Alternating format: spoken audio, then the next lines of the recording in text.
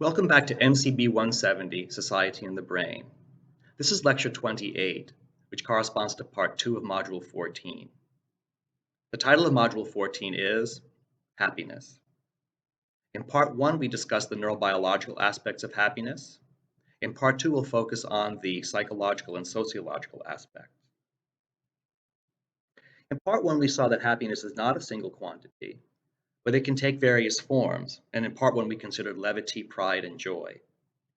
And we saw that these different forms activate different constellations of brain regions, sometimes incongruous sets of brain regions. But what they show us fundamentally is that different kinds of happiness activate different sets of brain regions, so we know that the different aspects of happiness are experienced differently.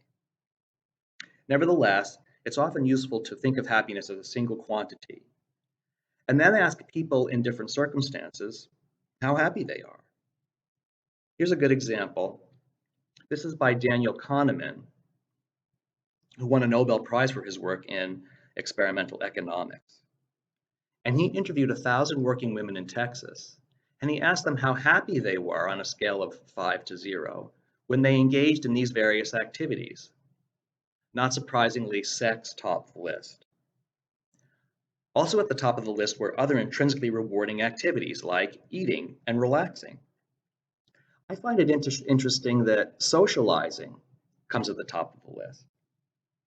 We are innately social, and socializing is intrinsically rewarding to us. And it's also very interesting to note that we love often to relax and eat and socialize all at the same time. At the bottom of the list were things like working and childcare and commuting. The morning commute was at the bottom of the list, and this is easy to understand.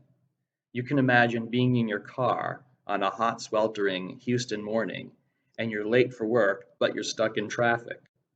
You're not going to be too happy. They actually repeated this study at the University of Illinois, and they kept all the activities the same, except they had to add one. Ha ha ha. Anyway, the point of this is to demonstrate that people enjoy the activities they choose to do in their leisure time. And to have leisure, you need a certain amount of material wealth. Therefore, you could conclude that the happiness of individuals should go up as the economic prosperity of their society goes up, right? Well, you probably have figured out that it's not that simple. Here's an interesting study showing that the relationship between the income level of society and happiness are not that well correlated. This is a study done by Richard Layard, who's actually a British lord. He's a baron. And he's also an economist who specializes in taxation theory. And he analyzed data from the United States from 1946 to 1996, which was a period of almost constant growth in GDP per head, that is gross national product, the wealth of the American society during this period. And he also had access to data which simply asked individuals how happy they were. And so he also plotted the percentage of people in America who purported that they were happy over these same decades. And clearly what he showed that as GDP per person went up, happiness did not go up. If anything, it fell. The percentage of people who reported being happy actually decreased. So here, the percentage of people who are happy was not correlated, or possibly even anti-correlated, with the income per head of the individuals in that society. Here's some more interesting data looking at the income level of various countries and how happy people in those countries report that they are. And if there was a perfect correlation between income per head and happiness, then all these points, all these dots would fall along this diagonal line here. There's a trend clearly, but it's not perfect. For example, this is income per head in like 1990s dollars, from 1,000 to like 25,000 per year. And this is happiness on a scale of 0 to 100, and I guess nobody was less happy than 30. But you can see that down here at the bottom end of the income scale, I don't know, something like $2,500 a year. People in Ukraine and Moldova and Belarus were a lot less happy than people in the Philippines and in Ghana and in Nigeria, even though they have the same income level. This is a huge range in happiness at the same income level. When you get above a certain income level, it appears that the correlation between income per head and average happiness is more well correlated, but still there are big discrepancies. It seems that people in France and Japan and West Germany and Austria are about as happy as people in the Philippines and Ghana and Brazil and Nigeria, even though their income is about 20 times greater. So again, the correlation between income level and happiness is extremely weak. It's an extremely weak correlation.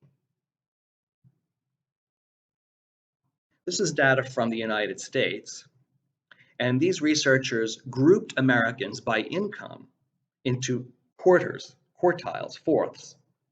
And they looked at people in the bottom quartile, the top quartile, and the folks in the middle. And they found that 50% of people in all of these different income categories were pretty happy. Regardless of their income, half the people are pretty happy. Now, there was some tendency for people in the top quartile to be very happy, and some tendency for people in the bottom quartile to be not too happy. So there was some correlation between happiness and income level, but that correlation was very weak. Why?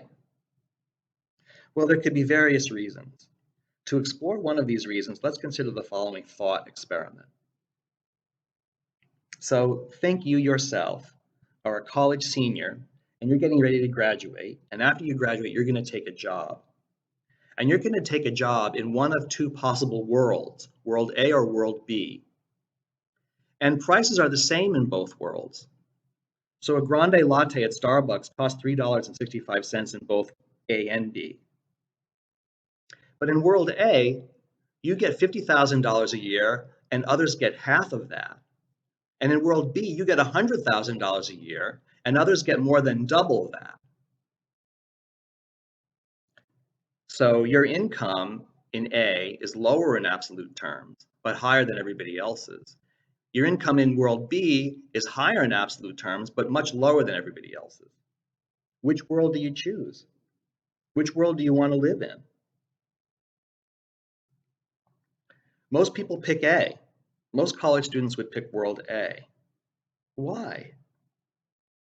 Because people, to a large extent, judge their own happiness, their own satisfaction in life in comparison with other people. People are happy often when they can feel that they compare well with other people on measures like income level and other things too, probably. The reading for the week analyzes this in detail in the context of Facebook, and I strongly recommend that you study carefully the reading for the week. But this understanding is not new. Karl Marx was one of the world's greatest philosophers and is considered the originator of socialist economic theory. And Karl Marx wrote, "A house may be large or small. As long as the surrounding houses are equally small, it satisfies all social demands for a dwelling. But if a palace rises beside the little house shrinks to a hut." Of course, the house shrinks to a hut in the imaginations of the people who live in it. Marx understood that people's happiness depends a lot on how well they compare with other people, materially and in other ways. And this is a fact still recognized today. Layard knows that people judge their own satisfaction based on those around them. But according to Layard, the jealousy effect is not that strong. Layard cites the estimate that if he gets a salary increase, then the loss of happiness to everybody else is about 30% of the gain in happiness to him. Layard figures that if his additional income was taxed by 30% and the revenue was used for public spending, then everyone, including he himself, would be happy. This 30% income tax is a kind of an interesting figure. If you actually look right now at the 2020 income brackets in the US, you'll see that middle class people are paying around 30% of their income in taxes. Upper class people pay a little more, but kind of almost the average income tax rate in the US is about 30%. Now, not everybody is happy about being taxed, but many individuals in America and other countries don't really mind being taxed. They understand that they kind of have to be taxed, and they aren't angry that wealthier people pay more taxes and that those taxes are distributed to less wealthy people. Because we do have a sense of fairness and equality, and that sense is both automatic and controlled. As we saw in the previous module, we share with our primate cousins a preference for fairness and equality. We want to be treated fairly, and we're willing to treat others fairly. We want to treat others fairly. We want to kind of equalize resources, not completely, but move them toward a more equal level. You know, some amount of difference in income is okay, but not too much. We're not happy if there's too much income inequality. That's why many of us are okay with the idea of taxation and redistribution of wealth from wealthier people to poorer people. And this desire for fairness and equality is both automatic and controlled. We have an innate sense of fairness, but that innate sense of fairness is emphasized through values that we download from culture for fairness and equality, like share and share alike.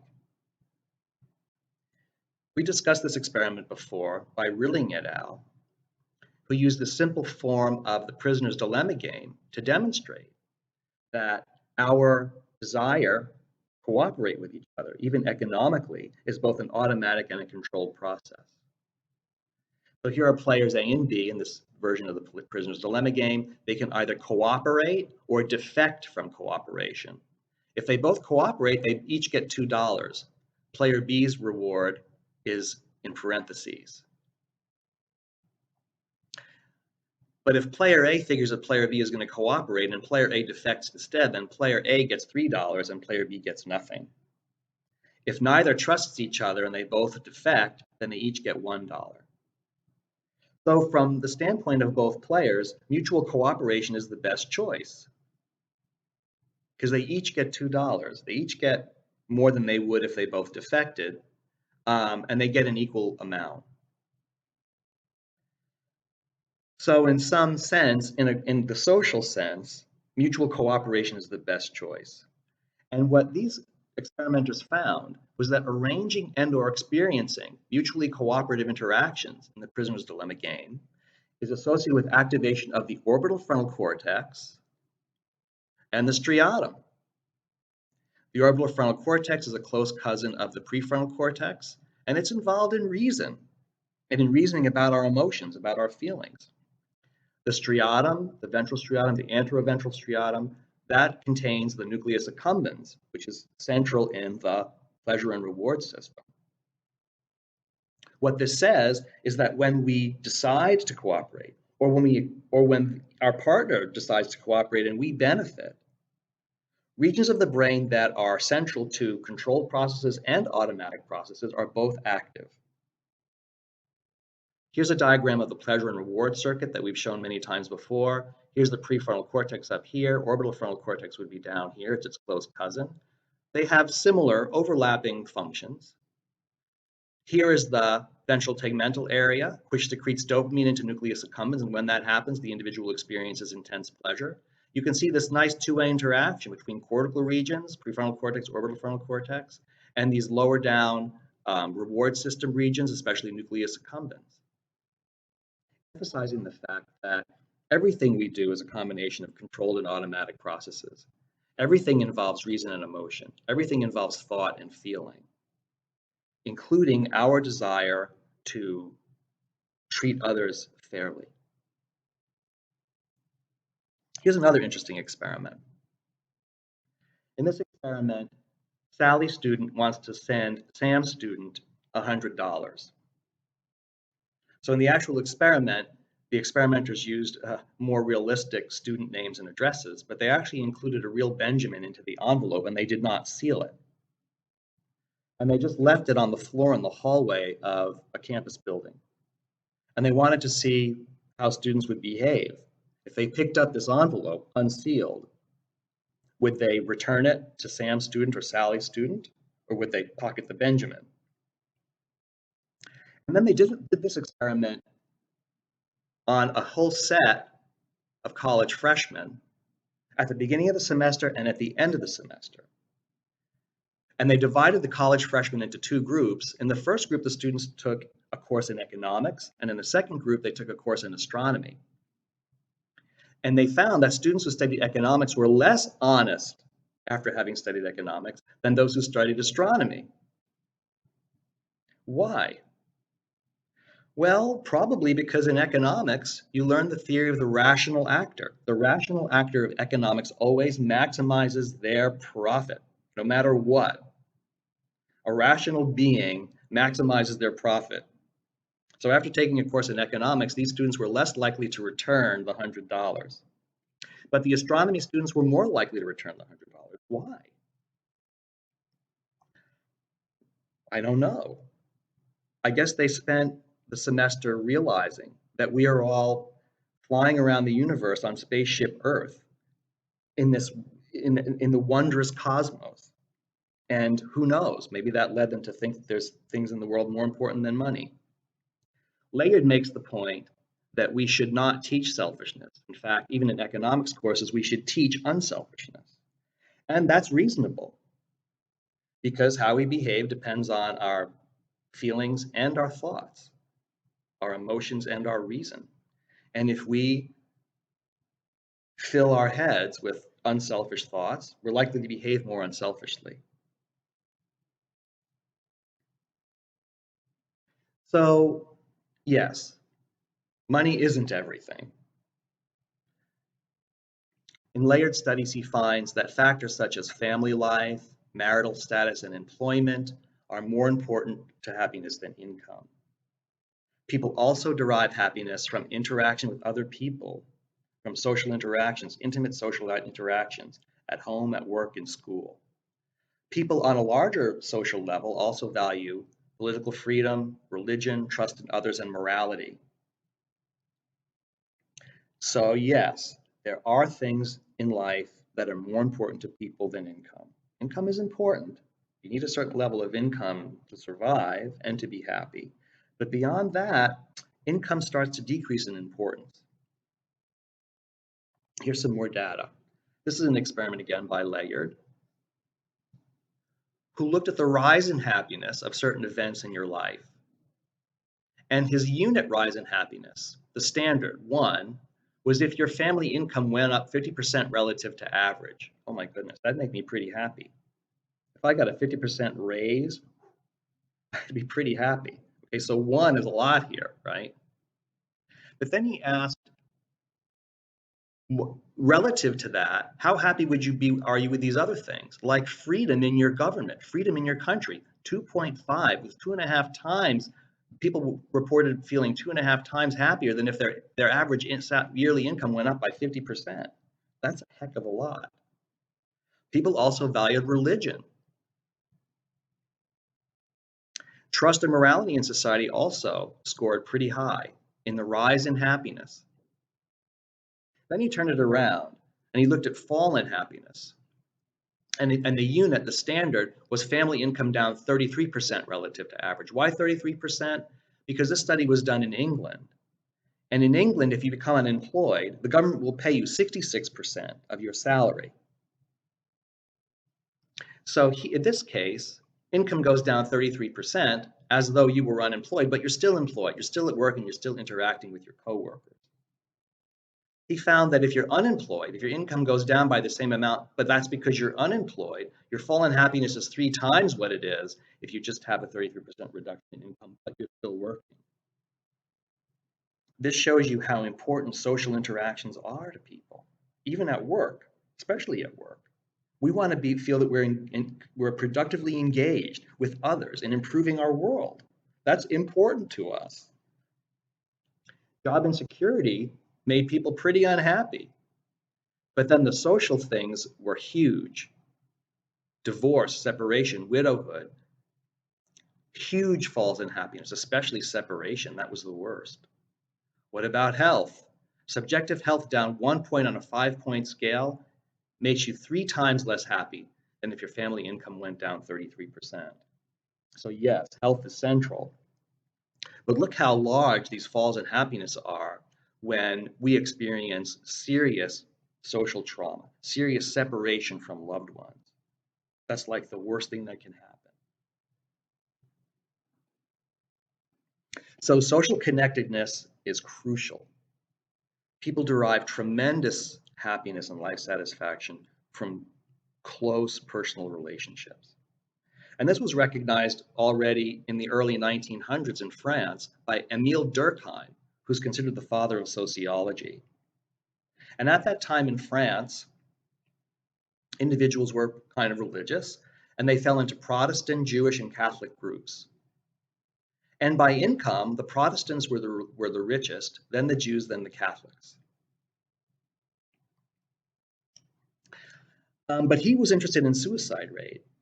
He wondered, was there a difference in the suicide rate of people in these different groups? And there was. And he found that Protestants had the highest suicide rate, then Jews, and then but Catholics were in the middle. So this was not the same as income level for these individuals. But it was related to how socially connected they were. The Jews are the most socially connected at that time in France. They had the lowest suicide rate. The Protestants had this kind of independence thing going on. They were the least socially connected. They had the highest suicide rate. The Catholics were in the middle. Again, showing you the importance of close social interactions for human happiness. So Lord Layard argues that we should encourage one another to contribute to what he calls the social product, which he defines as the development of our talents to the highest possible level for the achievement of the greatest satisfaction. He thinks doing this is natural to us as social beings, and it's largely outside of economic activity. It really doesn't involve money. It really involves things like trust and caring and acceptance and compassion. And this is not a new idea. It goes back at least as far as ancient Greece and to Aristotle, who said that we can achieve fulfillment in life through eudaimonia, which translates roughly to the development of uniquely human capabilities through civic engagement. Basically saying that you can't fully develop as a human without civic engagement. And we know this is true. We know this from a previous module, that without our interaction with society, we couldn't learn to talk, we couldn't learn to walk, we couldn't even learn to stand up straight. So much more is that true for higher level abilities, higher level understandings.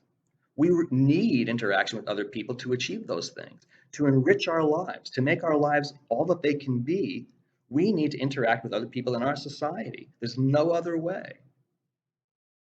This idea was elaborated by German philosophers during the classical period of philosophy, and it actually originated with religious thinkers, Christian, mainly Lutheran, also Jewish. It was later secularized as the Enlightenment period progressed,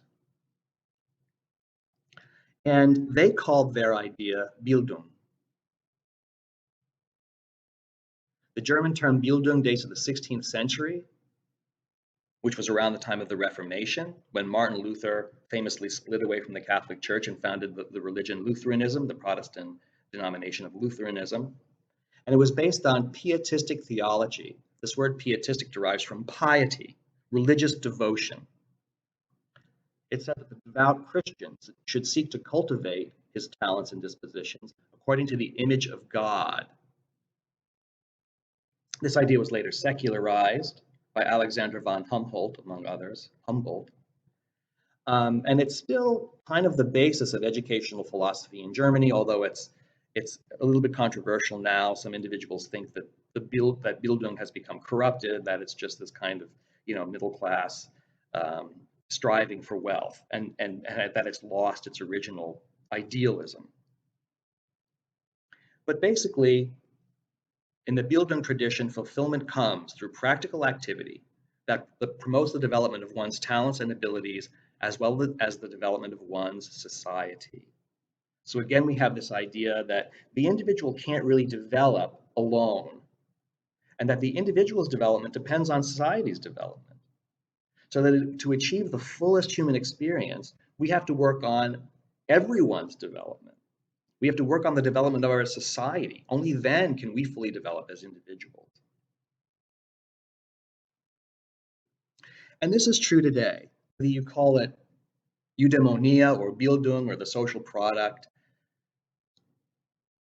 I think it's still true that we reach our highest levels only through interaction with others in society. The more contemporary sociologist Robert Emmons found that people who focus on work and achievement as individuals are less happy than those who focus on relationships and intimacy, religion and spirituality, or contribution to society. So I think all of this leads us to the same conclusion. Throughout our explorations of society and the brain, we've seen how intimately related the brain is to the rest of society. The brain is inextricably part of society. That we as individual brains depend on society in order to fully develop. And we have stressed the synergistic, mutually reinforcing interaction between the individual brain and the society of brains. That human brains collectively produce culture, but then culture turns around and provides ideas and ideals back to individual brains that can influence our behavior in a positive direction. And I think that what this is leading up to is that we as individuals can achieve fulfillment in life by using our brains to contribute to our society. I'll end there.